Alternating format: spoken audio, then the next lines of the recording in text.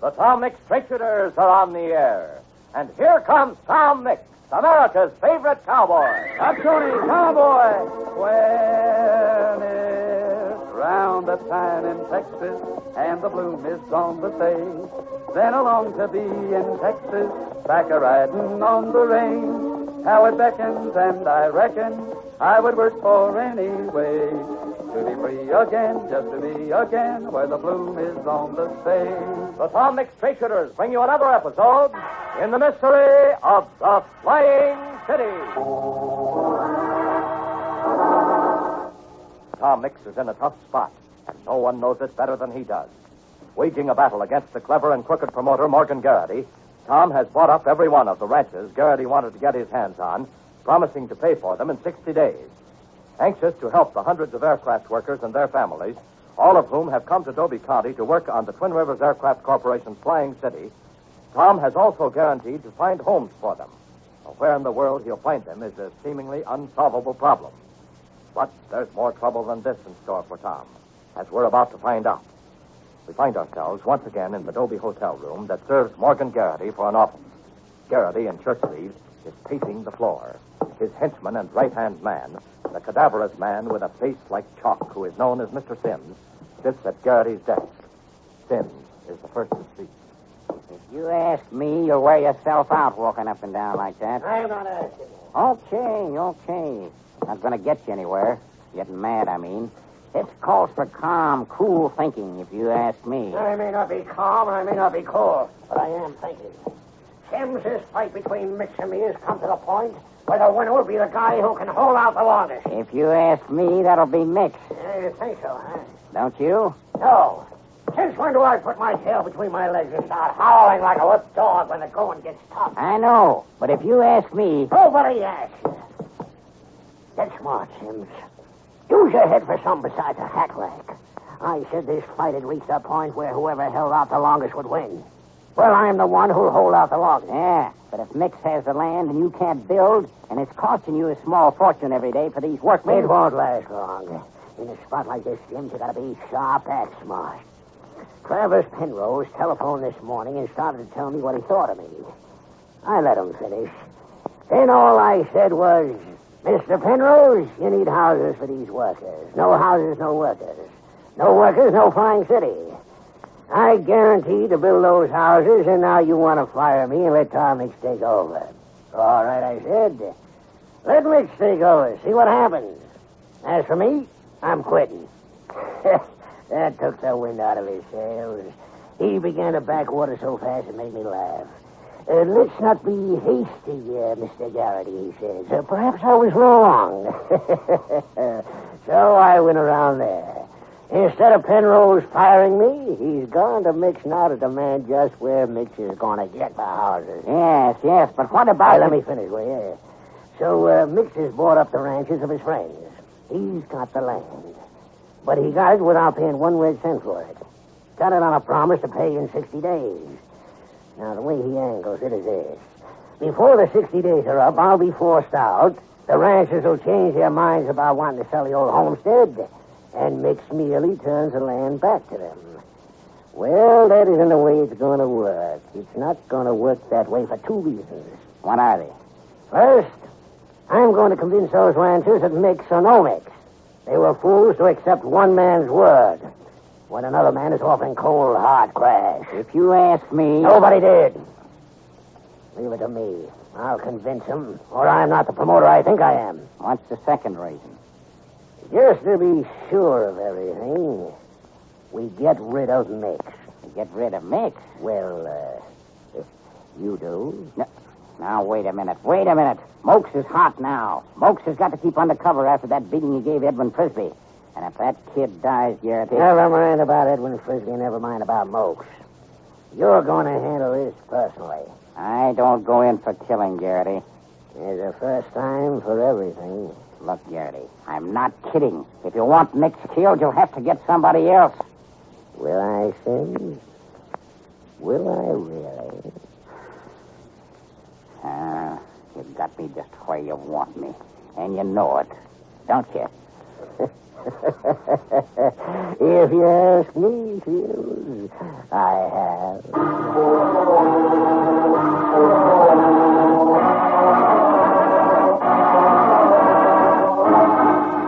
Meanwhile, at the TM bar, Tom faces his own problems.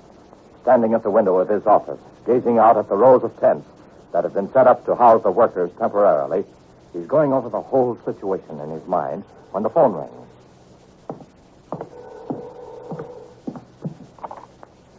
Tom Nick speaking. Oh, hello, Doc. No. You're not disturbing me. Young Frisbee. As bad as that, eh? Well, whom would you recommend, Doc? Harlan Radcliffe? Now, is this Dr. Radcliffe the best brain surgeon to be had, Doc? I see. Oh, how much? What? Oh, no. No, of course, Charlie could never pay that. Oh, he might go a couple of hundred, but... Well, Doc, if you feel that Edwin may die without... Yes. Well, then... Yes, I see. Then get this Dr. Radcliffe. I don't care what it costs. We can't fool around with a boy's life. We'll tell Charlie it'll only cost him about $150. You needn't mention that I'm paying the rest. And he won't feel that anybody's handing him any charity. Yes. All right, Doc. Miss Tom, was that Doc Green? Yes, boss. How is young Mr. Edwin? Very bad. X-rays show a fragment of bone pressing on the brain. Oh. Not the kind of operation that Doc Green could perform. He's getting in touch at once with a brain surgeon in Frisco. He figures the operation will cost about $5,000. Oh, that sure is a lot of money, Mr. Tom. A lot of money. Yes, and speaking of money, you know, we spend it fast on all these folks that's living with us. Food bills high? Well, so just look at them, Miss Tom. You can see there for yourself. It's just like Mr. Mike says. They're eating us out of house and home. Yeah. It is costing a lot, but... That's true. Well, boss, let's hope it won't be for long. Oh, Miss Tom, I just been thinking, what happens if it comes to 60 days when you promise to pay the ranchers all that money and it don't turn out like you was hoping? I mean, suppose the rancher still wants to sell. I'd have to buy one. I gave my word. For twice what them ranchers is worth? Well, that's what I offered for him. I had to meet Garrity's offer. Yeah, but where you going to get all that money? He runs into hundreds of thousands, don't he? I'll worry about that when the time comes, boss. My plans go all right. Every rancher who was itching to sell his ranch will want to keep it, and I'll be able to hand it back to him. Well, so it seems like to me that's kind of awful lot on folks' good things. Well, I'm counting on their hearts and not their heads, boss. Yes, sir. I know how I'd feel if I had to leave the TM bar. I expect when it came right down to it, they'd all feel the same way. No, I'm not particularly worried about that at the moment, boss.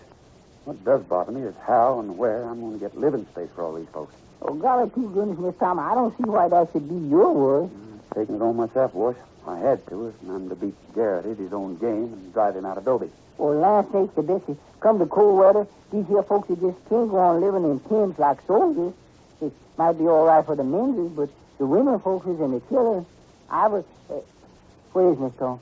By heaven, boss, I think... Hmm? Yes, you have. You've given me the idea I needed. I have? Well, good for me. What's the idea I give you? Boss, you said those people couldn't go on living in those tents like soldiers. Leastways, not in cold weather. Yes. Now, what did our soldier boys live in during the winter? What do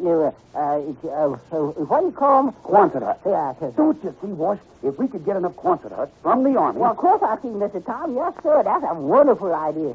Yeah, but how did you go about getting these here sunset huts? Well, Colonel Christie ought to be able to help me there. Wash, have Vinegar John saddle Tony. I'm heading for the Twin Rivers Air Base pronto. Yeah, sir, and me, I'm heading for town in the limousine. Anything you want, I should get you while I'm there. No, thanks, boss. Just get Tony saddled and hurry. I goes outside. That drug will be the death of me, yes.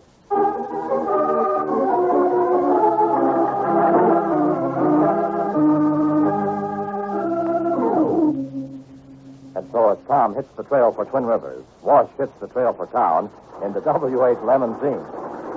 Oh, if I don't get me some new shock absorbers in this here old limousine, ain't gonna be no more Shamrock home. And also, I just naturally gonna shake myself to death. That's silly for me to talk like that, though. Suppose I just funny that some folks will take it all mighty serious. That's why I gotta take me some lessons. Uh-oh. blowout.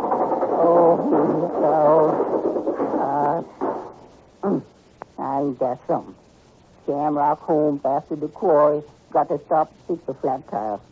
She's a teeny sick. Got so many patches on it now, it look like a bed too. No sense just talking. Get out, boy. Get out and get to work. Door come off again. I reckon I got to put it back on with something stronger than rubber bands next time. Now, let's see here. Let's have a look at the tire.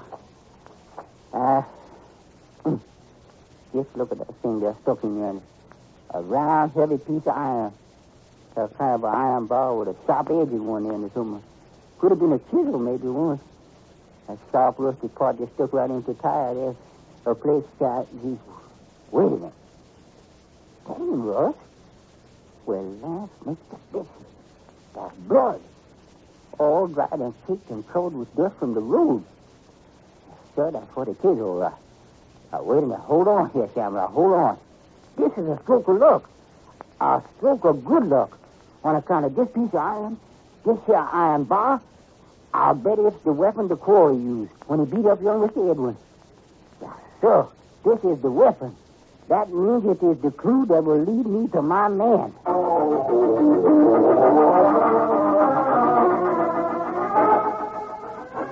Some hours later, as twilight falls over the range, another scene takes place at Wolf Creek. You know where Snake Bridge is, the narrow wooden bridge that crosses Wolf Creek just below the Circle S. Well, in the bushes that line the creek, a man is carefully concealed. A tall, thin, cadaverous man with a face as white as chalk. That's right, Mr. Sims, of course. Kneeling on one knee in the bushes, unseen but able to see, Mr. Sims keeps his eye on the wooden bridge, Snake Bridge, and the road that leads to it. Suddenly, out of the twilight, a rider bulges into that road, coming at a canter. Even at this distance, we recognize that rider for Tom, the horse for Tony. Of course, that's the road that leads to Twin Rivers. And Tom is on his way back from sea. Wait a minute. There in the bushes, something gleamed. Sims is holding a rifle. But that gleam couldn't have been the blue steel of the rifle. Oh, so that's it. A high-powered rifle with a telescopic sight. A telescopic sight. He can't miss. Sims can't possibly miss at that distance. If only there was some way of warning Tom, of letting him know the danger that lies just ahead. But there isn't. All we can do is stand by and watch hopelessly. Sims murmurs. Yes, when he hits the bridge, I'll get him in. When he crosses Snake Bridge, and I can't miss. I can't miss.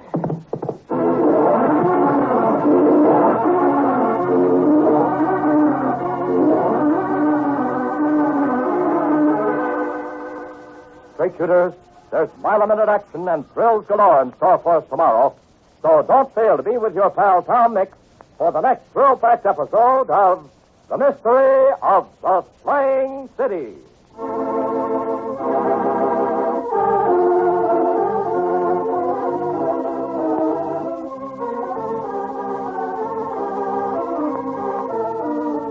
There goes Tom Mix, America's favorite cowboy. But he'll be back with another exciting adventure tomorrow evening, same time, same station, when the Tom Mix Straight Shooters are on the air. Tom Mix was played by Curly Bradley. Don Gordon speaking. This is the Mutual Broadcasting System.